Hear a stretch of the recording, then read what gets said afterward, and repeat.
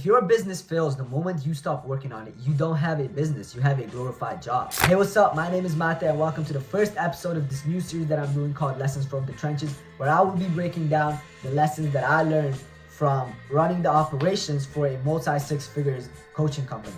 Not the flashy stuff, but more so the nitty-gritty that people usually don't talk about. So if you're building a real company and if you're truly trying to scale without losing your mind, this first episode is definitely for you. I used to think that I had to be involved in everything that the business is doing, right? When it comes to client acquisition, when it comes to fulfillment, when it comes to onboarding, recruitment. And yes, that's true to some degree.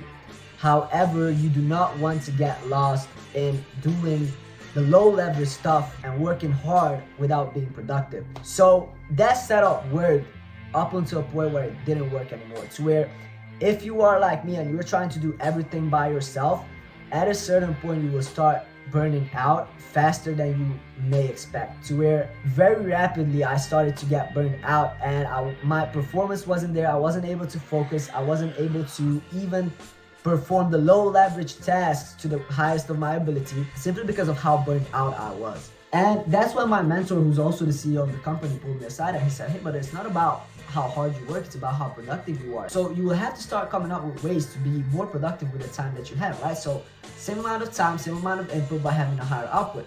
And the reality of the situation is at a certain point, the only way you can start doing more with the time that you have is by hiring other people and delegating tasks, right?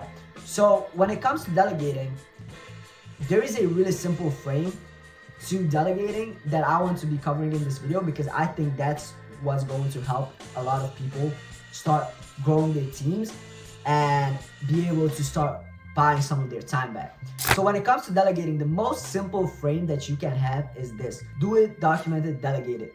Meaning the first thing that you will have to do before you are even able to delegate something is you will have to understand what the process looks like. Whether that's a role, whether that's a task, you will first have to understand how to perform the task, how to perform in that role. So let's take cold calling, for example. That's a very low leverage role and it should be one of the first things that you will be replacing yourself if that's part of your client acquisition process. So how do you replace yourself from cold calling? Well, the first thing you will have to do is obviously you will have to cold call. Now, why do you have to perform the task yourself first, which is the do it part? It's simply because there's just certain things that you have to understand about the role in order for you to be able to manage effectively later on. Now, what do I mean by that?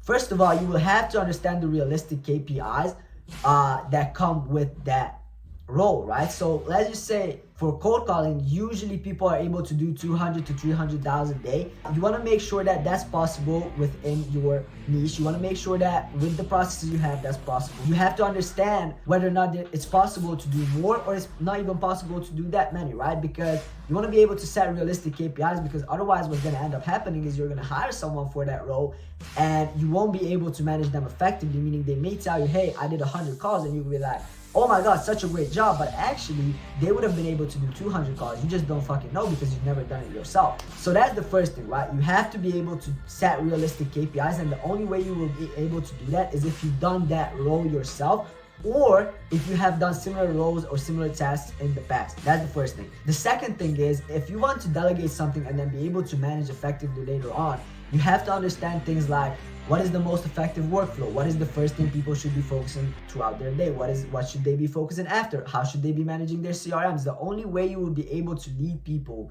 and manage them when it comes to the logistical side of things is if you have done the role yourself in the past. Now, the second thing you will always need to do if you want to delegate a task, and I would say this is the most important thing after doing it, is you will have to document it and you will have to create some sort of system or some sort of SOPs that clearly explain how to perform that task or that role. What do I mean by that? When you hire someone, you shouldn't just put them in a role and be like, hey, hit 100 cold calls a day. No, you have to give people direction and accountability. That's what being a manager comes with. So if you want to manage people effectively, you have to give them direction and accountability.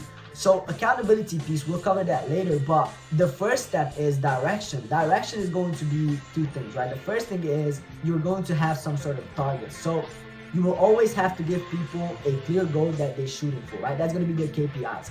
The second thing you need to give them is the tools necessary to hit those goals. So that's going to be your system. That's where the direction piece comes in. So when it comes to creating a system for people to implement, there's two things that you always need to keep in mind.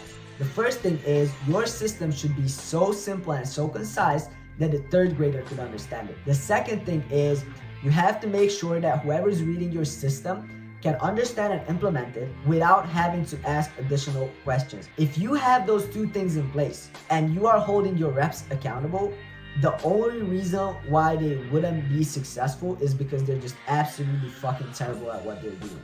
In which case, you will have to replace them. And then the last step when it comes to replacing yourself from a certain task or a certain role is always going to be delegation, right? So you will have to find someone to delegate and pass on that process to. So when it comes to delegating, which is obviously going to be the part where you actually win back your time and win back your freedom, one thing you want to avoid and one mistake you want to avoid is you don't want to completely take your foot off the gas. What do I mean by that? If you were doing something for an extended period of time, you will, as soon as you delegate it, you will tend to not want to look into it at all. So I would propose the 80-20 rule, meaning after you delegate something, if you were doing that one thing for 100% of your time, now that you've delegated it, what you should be doing is 80% of your time should be focused on other aspects of the business or other tasks, other roles, and 20% of your time should be focused on managing whatever role you just passed down, which always comes down to direction and accountability. Meaning you already gave people direction by giving them clear KPIs and giving them a system to follow.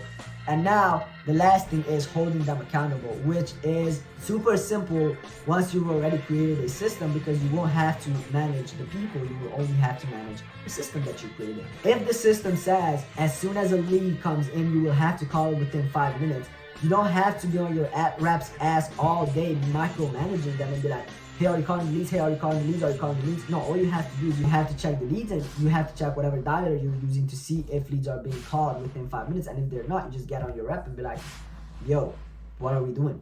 It took me way too long to figure out this framework, but once I've made the shift from doing everything myself to start delegating, I was able to win back a lot of my time and a lot of my energy, and I was able to allocate that energy into higher level stuff, which obviously helped me have a higher impact on the business. So that being said, that was the first episode of Lessons from the Trenches, where I will be breaking down the lessons that I learned from running the day-to-day operations for a multi-six-figure coaching company. That being said, if you enjoyed that first video and if you think that it was valuable, hit the subscribe button. I'll come back next Sunday with some more value.